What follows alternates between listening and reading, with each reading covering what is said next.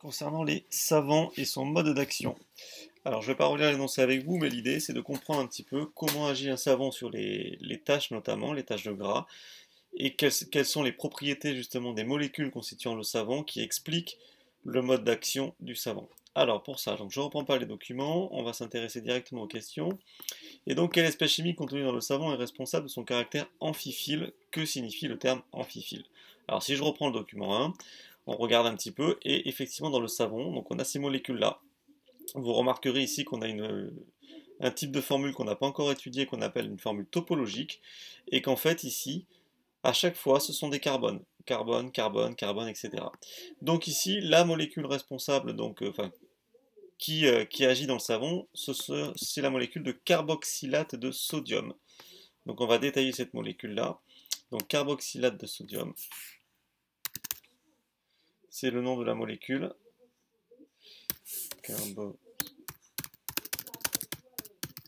Alors, effectivement, il s'agit d'une molécule amphiphile. Alors, que veut dire le terme amphiphile? Le terme amphiphile signifie qu'une partie de la molécule est hydrophile. On va l'expliquer un peu plus tard.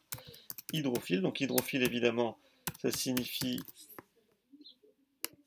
qui aime l'eau. Donc, c'est la partie de la molécule qui aime l'eau.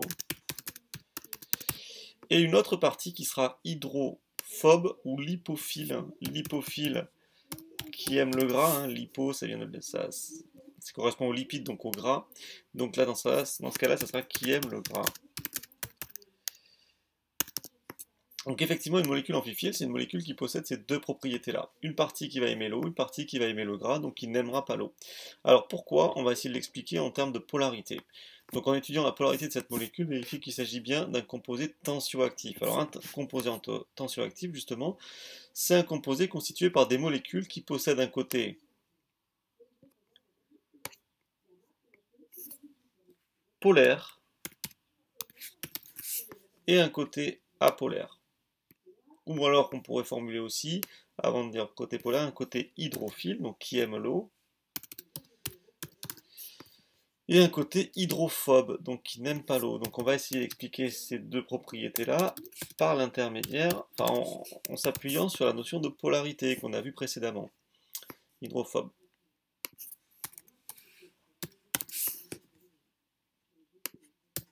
Ok. Donc, pourquoi donc ces deux propriétés? Tout simplement, si je prends la molécule, alors je vous l'ai dit, hein, vous aviez ici la formule topologique, hein, de la molécule, c'est-à-dire qu'on n'avait pas mis les carbones, pourquoi? Pour simplifier tout simplement, hein, pour écrire plus rapidement la formule, puisqu'il s'agit de molécules assez grosses. Et ici, je l'ai représenté justement avec les carbones, c'est-à-dire qu'ici, hein, on a en fait une chaîne carbonée. Et à l'extrémité, on a ici un carbone avec des oxygènes, donc une double liaison oxygène, et un oxygène portant une charge moins. D'accord? Sachant qu'ici, le Na, en fait, c'est un ion sodium qui a une charge Na+. Donc la partie qui va m'intéresser, c'est la partie que j'en trouve en rouge. Alors si on étudie ces deux parties de la molécule, ici on a une longue chaîne carbonée, donc constituée uniquement évidemment de carbone et d'hydrogène, et on a vu un peu plus tôt, hein, que ce type de liaison, les liaisons CH, ne sont pas polarisées. Et donc toute cette partie de la molécule là, où il n'y a aucune liaison polarisée, c'est donc une partie qui sera apolaire. Donc la chaîne carbonée, elle sera apolaire. Et comme on a pu le voir précédemment, un composé apolaire va être soluble dans des solvants apolaires. Donc cette molécule, cette partie de la molécule est donc hydrophobe, puisque on l'avait vu également quand on a étudié les solubilités, qu'une espèce chimique polaire va se dissoudre dans un solvant polaire, et au contraire, une espèce qui est apolaire va se dissoudre plutôt dans des solvants apolaires. Et donc la chaîne carbonée qui elle est apolaire sera donc hydrophobe, elle ne va pas se dissoudre dans l'eau. Et au contraire, cette partie-là, l'extrémité de la molécule, ici on retrouve une liaison CO, on retrouve aussi une double liaison carbone-oxygène, et on avait vu que l'oxygène est un atome très électronégatif, donc ces liaisons vont être polarisées. Donc ça sous-entendrait, je ne l'ai pas indiqué, que le carbone sera delta+, et que l'oxygène ici sera delta-. Et en plus ici on a une charge moins sur l'oxygène, ce qui renforce son côté polaire.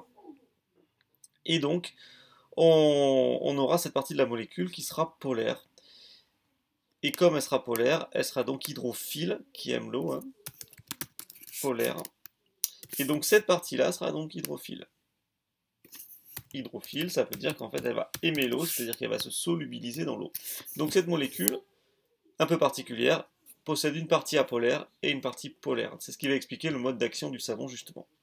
Alors, sur le schéma du document 3, donc ce schéma ici, expliquer l'orientation des molécules de savon à la surface de l'eau. Donc pourquoi les molécules s'orientent de cette façon-là? C'est directement lié à ce qu'on vient d'expliquer précédemment, à savoir que finalement, à la surface de l'eau, que vont faire les molécules de savon? Eh bien, elles vont s'orienter vers l'eau par leur côté polaire, qui aime l'eau. Donc ce qu'on va appeler la tête ici de la molécule, qui est symbolisée par les ronds rouges.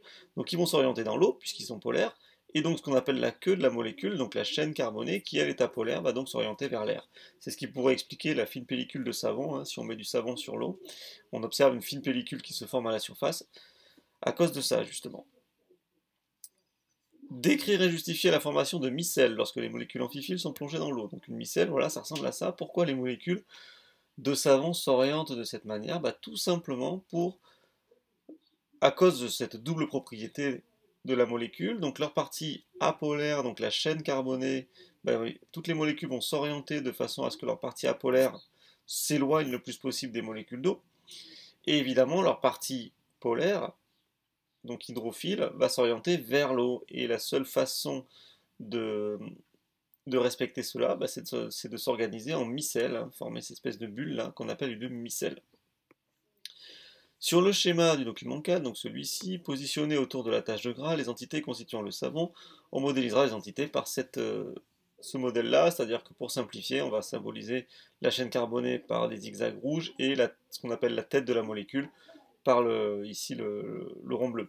Alors comment on va s'orienter ces molécules autour de la tache de gras? Donc la tache de gras, c'est un composé qui est apolaire. Donc, comme c'est apolaire, les molécules de savon vont donc s'orienter par leur côté apolaire, c'est-à-dire par leur côté la longue chaîne carbonée, hein, ce qu'on appelle la queue de la molécule.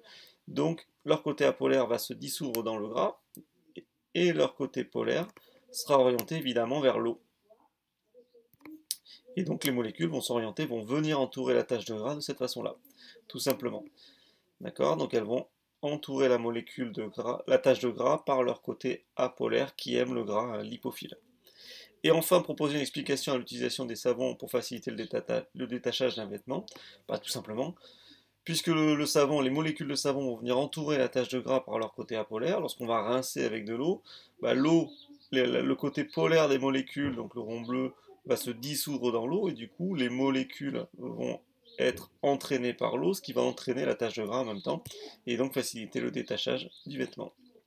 Voilà, donc ce qui est important ici, c'est de bien comprendre ce que signifie le terme amphiphile, donc cette propriété particulière d'une molécule d'avoir un côté polaire et un côté apolaire, et connaître le mode d'action d'un savon, la formation notamment de micelles, et l'orientation des molécules, que ce soit dans l'eau ou dans le gras. Voilà, je vous remercie.